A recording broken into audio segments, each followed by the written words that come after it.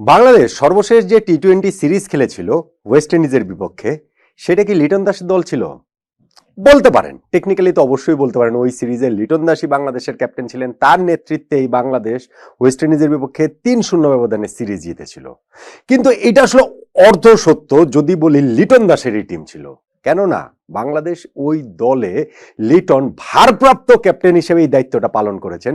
দলটা আসলে নাজমুল হোসেন শান্তরী ছিল, যিনি ইনজুরির কারণে সেই সিরিজটা খেলতে পারেননি। সংযুক্ত আরব আমিরাতের বিপক্ষে সিরিজ দিয়ে সত্যিকার অর্থে লিটন দাসের বাংলাদেশ হয়ে উঠছে এই টি-20 স্কোয়াডটা। জাতীয় দলের নতুন টি-20 ক্যাপ্টেন হিসেবে লিটনের নাম ঘোষণা করা হয়েছে আগামী ওয়ার্ল্ড কাপ পর্যন্ত। ফলে এই প্রথম সিরিজটা খুব ইন্টারেস্টিং যে লিটনের দল কিভাবে অ্যাপ্রোচ করে। একেবারে পূর্ণ ক্ষমতা পাওয়া এই লিটনের দল, এবং প্রথম যে ম্যাচটা আরব আমিরাতের বিপক্ষে বাংলাদেশ খেলছে শনিবার বাংলাদেশ সময় রাত 9টায় যে ম্যাচটা শুরু হবে, সেইখানটাতেই কি আমরা নতুন অ্যাপ্রোচের বাংলাদেশকে দেখব? একাদশ নির্বাচন থেকে শুরু করে সব জায়গায়, এবং সেই একাদশ নির্বাচনে বড় চমকের জায়গা কি পুরাতন ক্যাপ্টেন নাজমুল হোসেন শান্তক বাদ পড়া। দেখুন, শান্তকে এই স্কোয়াডটাতে রাখা আমি মনে করি যে একটা মারাত্মক ভুল হয়েছে, সব দিক বিবেচনায় ভুল হয়েছে। আমাদের প্রধান নির্বাচক গাজী আশরাফ হোসেন লিপু ভাই, তার নির্বাচক প্যানেল কি বুঝে শান্তকে এই স্কোয়াডে রেখেছেন সেইটা আমার বোধগম্য নয়। আমি তখনই স্কোয়াড ঘোষণা করে এটা আলোচনা করেছিলাম। শান্ত দলে থাকার কারণে অনেকগুলো প্রবলেমের জায়গা তৈরি হবে, এটা তো ভাই বাংলাদেশ। এই বাংলাদেশের বাস্তবতা আমরা জানি, আমাদের কালচার, আমাদের ক্রিকেট কালচার সবকিছু সম্পর্কে আমাদের খুব ভালো আইডিয়া রয়েছে। সো ইমিডিয়েট পাস্ট ক্যাপ্টেনকে আপনি যখন স্কোয়াডে রাখছেন তখন সেটা প্রবলেম ক্রিয়েট নাও করতে পারতো যদি তাকে আপনি একাদশে খেলাতেন। এখন আপনি আমাকে বলেন তো, শান্তকে একাদশে খেলানোর জায়গাটা কোথায়, সুযোগটা কোথায়? আমাদের এই একাদশে 3জন প্রপার ওপেনার রয়েছে, অবভিয়াসলি শান্তকে আপনি ওপেনার হিসেবে বিবেচনা করবেন না। সেই 3 ওপেনার আমি লিটন দাসকে বাদ দিয়ে বলছি, কেননা লিটনকে 3 নম্বরে খেলানো হবে সেটা লিপু ভাই প্রেস কনফারেন্সে বলেছেন। তার মানে লিটনের বিকল্প হিসেবে আপনি শান্তকে রাখছেন। তাহলে না হলে শান্তকে আপনি কি 4 নম্বরে খেলাবেন? যেই শান্ত তার প্রপার পজিশন 3 নম্বরেই দীর্ঘ এতগুলো সময় তার পুরো টি-20 ক্যারিয়ার খেলে বেশিরভাগ ম্যাচ 3 নম্বরে খেলেছেন, ওপেনিংও করেছেন, অন্য পজিশনে 2-1টা ম্যাচ হয়তো বা খেলেছেন, তিনি আসলে ফ্লারিশ করতে পারেননি। সো তার ক্যাপ্টেন্সি তার কাছ থেকে নিয়ে নেওয়া হয়েছে। এরপরে শান্তকে আপনি আসলে কি হিসাবে স্কোয়াডে রাখেন যখন তাকে একাদশে খেলানোর নিশ্চয়তা নাই? এখন তো তাকে একাদশে খেলাতে হলে আমি দেখি জোর করে 4 নম্বরে খেলানো ছাড়া কোনো অপশন নাই। সো এইটা কি পুরো টিমের মধ্যে লিটন দাসের টিম হয়ে ওঠার ক্ষেত্রে একটা বড় প্রবলেম ক্রিয়েট করবে না? যেই প্রবলেমটা আসলে লিপু ভাইরা ক্রিয়েট করে দিয়ে গেছেন বলে আমার কাছে মনে হচ্ছে।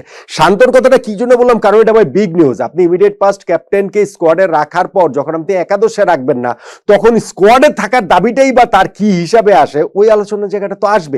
সো শান্তর এই জিনিসটা মাথায় রেখেই আমাদের স্কোয়াডের ভাবনাটা আসলে করতে হবে। স্কোয়াডটা কিরকম, একাদশের ভাবনাটা করতে হবে, একাদশটা কিরকম হতে পারে সেই আলোচনাটা আমি করছি। এবং আমি বলছিলাম যে ওপেনিং এর এই জায়গাটাতে 3 জন দাবিদার। আপনি যদি এখানে লিটনকে ইনক্লুড করেন 4 জন ওপেনার, আপনি শান্তকে ইনক্লুড করলে 5 জন ওপেনার। সো 5 জন ওপেনার নিয়ে স্কোয়াডটাই বা কিভাবে ঘোষণা করা হয়, এরকম ইমব্যালেন্স একটা স্কোয়াড লিপু ভাইরা ঘোষণা করেছেন, সেইটাও একটা বিরাট বড় কোয়েশ্চেন মার্ক। তখনও আলোচনা করছিলাম, এখন যেহেতু একাদশ নিয়ে আলোচনা করছি, এখনো আমি আবার ওইটা রিপিট করলাম।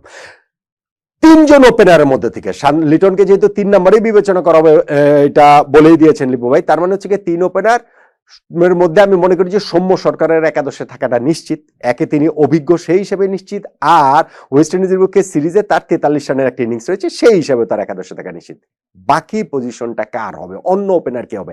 তানজিদ হাসান তামিম নাকি পারভেজ হোসেন ইমন? তানজিদ তামিম ব্যাপক সুযোগ পেয়েছেন এবং ব্যাপকভাবে তিনি ফেল করেছেন। টি-20-র কথা বললেও লাস্ট ওয়েস্ট ইন্ডিজ সিরিজের 3টা ম্যাচে তিনি সিঙ্গেল ডিজিট আউট হয়েছেন, ওপেনিং এ খেলেছেন, 3 নম্বরে খেলেছেন, সব জায়গায় তিনি ব্যর্থ হয়েছেন। আর পারভেজ ইমন সেইখানে লাস্ট ম্যাচটাতে একাদশের সুযোগ পেয়ে 21 বলে 39 রানের একটা ইনিংস খেলেছেন। বাংলাদেশের যে বাস্তবতা সেইটাতে এই 21 বলে 39 লাস্ট ম্যাচে খেলেছেন, এটি একটা বিরাট ব্যাপার, বিরাট ব্যাপার, মানে বিরাট ব্যাপার। সো এই সব কিছু মাথায় রেখে আমার কাছে মনে হয় সৌম্য সরকারের সঙ্গে একাদশে ওপেনার হিসাবে পারভেজ ইমনকে আমরা দেখতে পাবো, তানজিদ তামিমকে দেখতে পাবো না। নাম্বার 3-তে লিটন কুমার দাস, তার ফর্ম নিয়ে অনেক প্রশ্ন রয়েছে, ক্যাপ্টেন্সি কি করেন না করেন ওইটা এখানে রিপিটার না করলাম, যেহেতু তাকে 3 নম্বরে খেলানো হবে, টিম ম্যানেজমেন্ট সবাই মিলে এই ডিসিশনটাই নিয়েছে, যেই ডিসিশনের মধ্যে স্বয়ং ক্যাপ্টেন লিটনও রয়েছেন, ফলে লিটন 3 নম্বর, এটা নিয়ে আলোচনার কিছু নাই। প্রশ্নের যে জায়গা সেটা হচ্ছে গিয়ে শান্ত কি তাহলে 3 নম্বরে লিটনের ব্যাকআপ, নাকি শান্তকে 4 নম্বরে খেলানো হবে?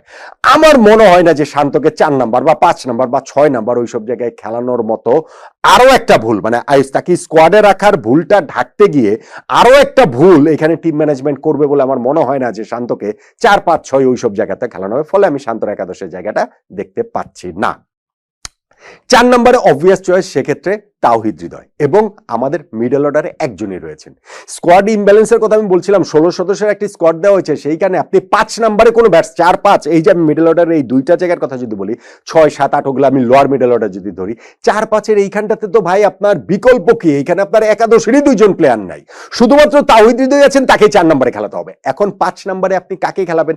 আপনার এখানে বিকল্প আছে হচ্ছে গিয়ে যারা রয়েছেন সেই শামীম হোসেন পাটোয়ারি, জাকের আলী অনেক, তারা তাদের পুরো ক্যারিয়ারে আপনি আমার বলেন তো তারা 4-5 মিডল অর্ডার ব্যাটসম্যান তারা খেলেছেন কখনো? ইন্টারন্যাশনালি খেলেছেন? এই যে আমরা ওয়েস্ট ইন্ডিজের বিপক্ষে লাস্ট সিরিজ খেলেছি সেইখানটাতেও এই শামীম পাটোয়ারি 3টা ম্যাচে 3টা আলাদা আলাদা পজিশনে খেলেছেন, 6 নাম্বার, 7 নাম্বার, 8 নাম্বার।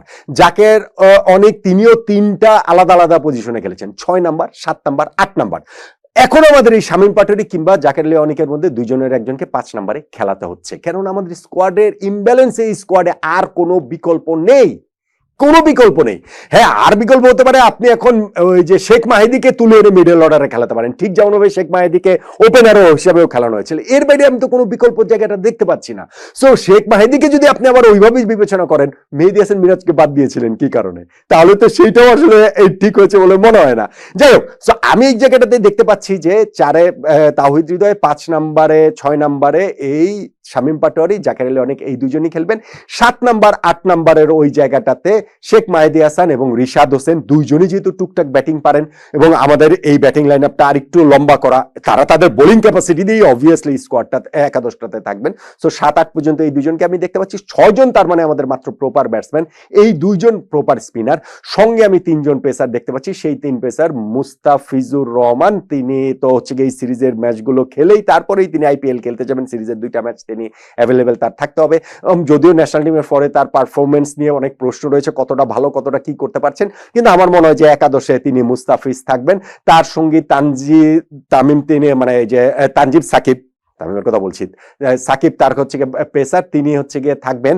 আর থার্ড পেসার হিসেবে আমার কাছে মনে হয় এখানটাতে নাহিদ রানা, শরীফুল, হাসান মাহমুদ, এই 3 জনের একজন থাকবেন। আমার কাছে মনে হচ্ছে যে নাহিদ রানা কিন্তু এখনো টি-20তে ডেবু হয়নি, সো আর বাকি যে 2 জনের মধ্যে আমার কাছে মনে হয় অন্ততপক্ষে প্রথম যে টি-20 ম্যাচটা সেই জায়গাটাতে আমার কাছে মনে হচ্ছে যে হাসান মাহমুদই একাদশে থাকবেন, শরীফুলের উপরে হচ্ছে গিয়ে তাকে পিক করা হবে। তাহলে ফাইনালে গিয়ে শনিবার আরব আমিরাতের বিপক্ষে 2 ম্যাচের টি-20 সিরিজের প্রথম ম্যাচের জন্য বাংলাদেশের যে একাদশটা হতে পারে বলে আমার কাছে মনে হচ্ছে সেইটা অনেকটা এইরকম: সৌম্য সরকার, পারভেজ হোসেন ইমন, লিটন কুমার দাস, তাওহিদ হৃদয়, শামীম হোসেন পাটোয়ারি, জাকের আলী অনেক, শেখ মেহেদী হাসান, রিশাদ হোসেন, মুস্তাফিজুর রহমান, তানজিম সাকিব এবং হাসান মাহমুদ।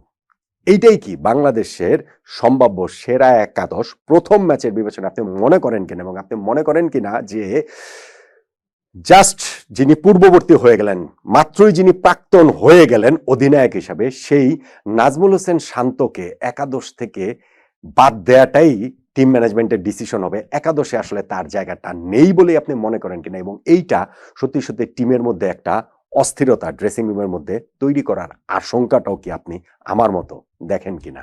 এটাই সেরা একাদশ কিনা? সবকিছুই জানাতে পারেন।